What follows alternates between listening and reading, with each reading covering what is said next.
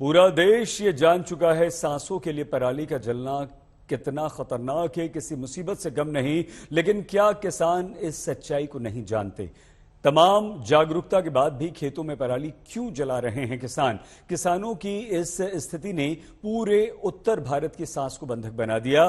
शहर के शहर धुएं की गिरफ्त में आ गए।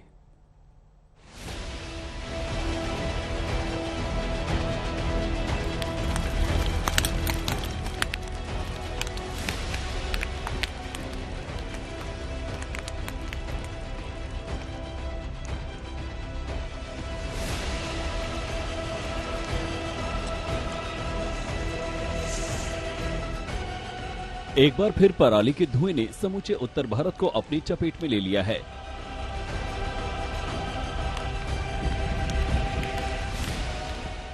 इस धुएं ने आम से लेकर खास तक सभी का दम फुला दिया है।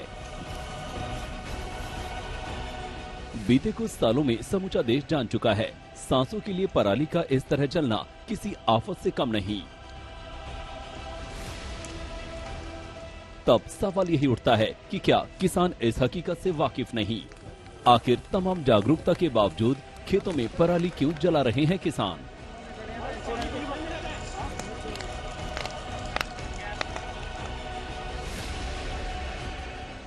तो क्या ये मान लिया जाए कि किसान की मजबूरी है, उनके पास इस दम निकालने वाली समस्या से पार पाने का कोई और दूसरा तरीका नहीं है?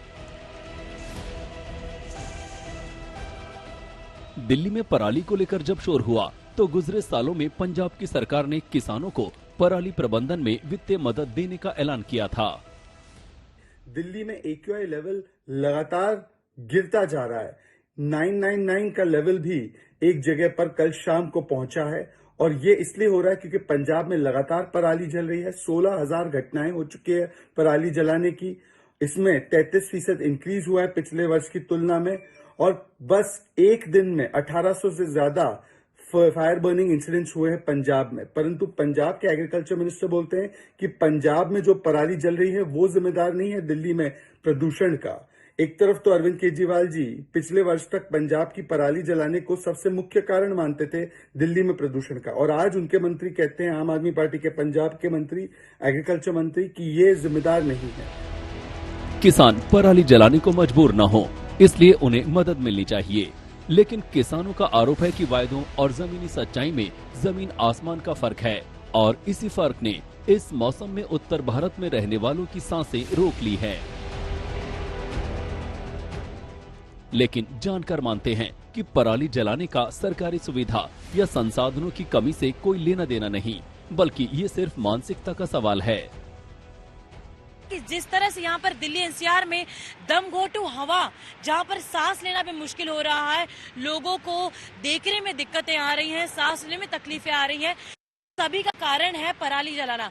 और इस पर भी अब सियासत जमकर शुरू हो गई है। आम आदमी पार्टी केंद्र सरकार पर आरोप लगा रही है और ये कह रही है कि मध्य प्रदेश जैसे राज्यों में भी प्रदूषण का स्तर यही है। तो वहीं दूसरी ओर दिल्ली से बीजेपी का कहना ये पड़ रहा है कि ये सब आम आदमी पार्टी के कारण ही हो रहा है, क्योंकि वो प्रदूषण को कंट्रोल में नहीं रख पा रहे हैं।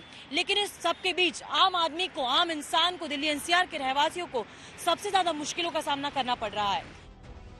एक तरफ सरकार से मदद न मिलने का आरोप लग रहा है, तो दूसरी तरफ पराली निस्तारण के लिए 3 पूर्व सैनिक नए तरीकों के साथ सामने आए हैं।